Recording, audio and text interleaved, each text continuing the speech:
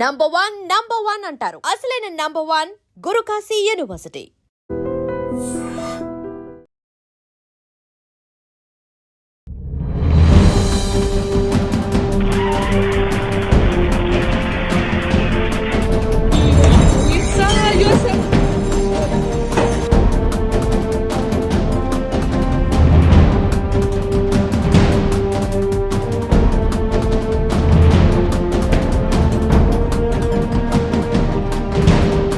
Welcome to 18 news. నేను మీ పవన్.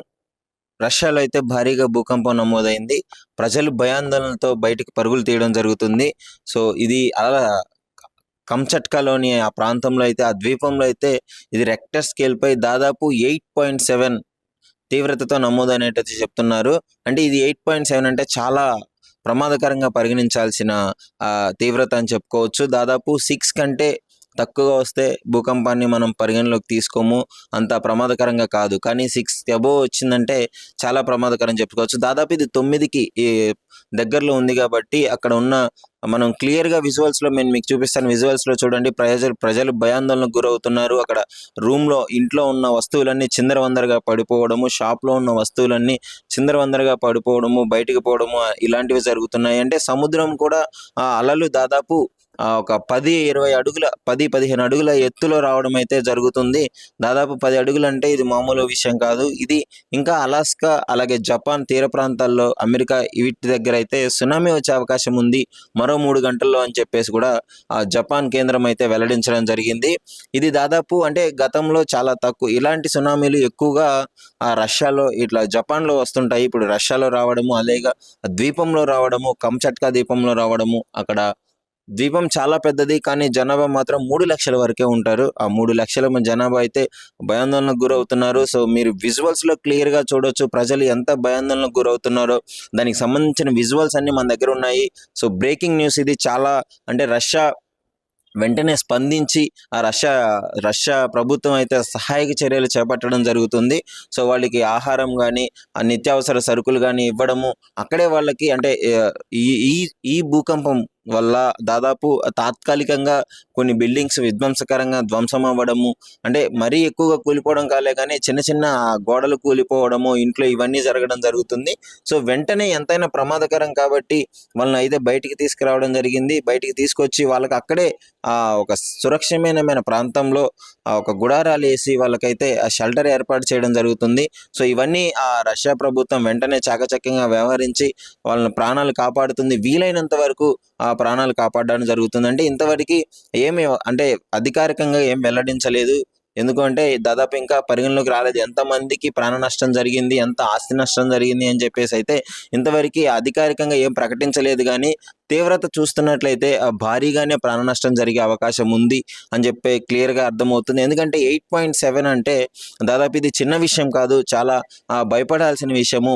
అక్కడ తీర ప్రాంతంలో కావచ్చు, జపాన్ తీర ప్రాంతంలో కావచ్చు, అలాస్కాలో కావచ్చు, వీటన్ని తూర్పు తీర ప్రాంతాల్లో అయితే సునామీ మరో 3 గంటల్లో సునామీ వచ్చే అవకాశం ఉంది అని చెప్తున్నారు.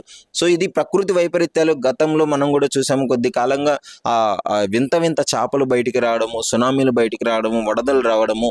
సో ఈ విధంగా జరుగుతుంది ప్రకృతి వైపరీత్యాలు. దీనికి కారణం మరికొంతమంది చెప్తున్నారు ఏంటంటే యుగాంతానికి ఇవి సూచికలు అని కూడా కొంతమంది చెప్పడం జరుగుతుంది. సరే ఏదేమైనా రష్యాలో చాలా వాటికి అయితే ప్రాణ నష్టం జరిగే అవకాశం ఉంది.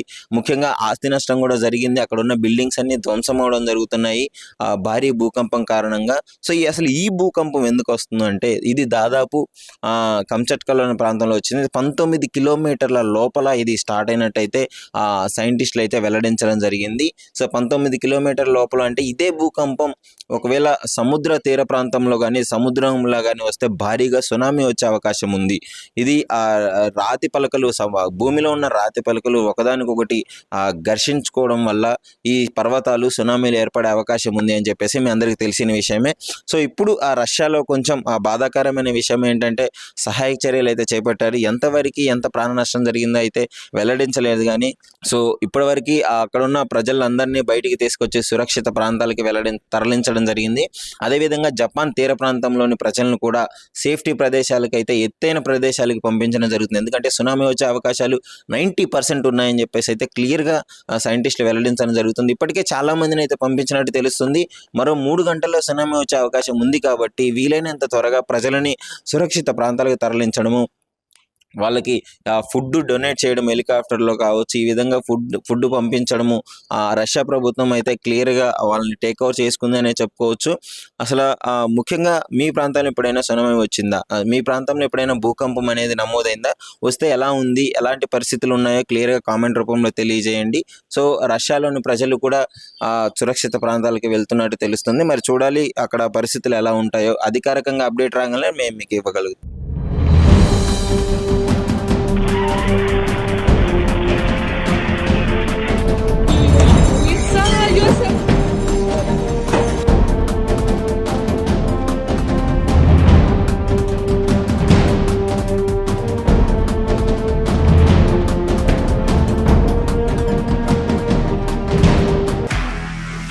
నిజంగా ప్రస్తుతం ఉన్నటువంటి సమాజం దేనికి ప్రయారిటీ ఇస్తుంది?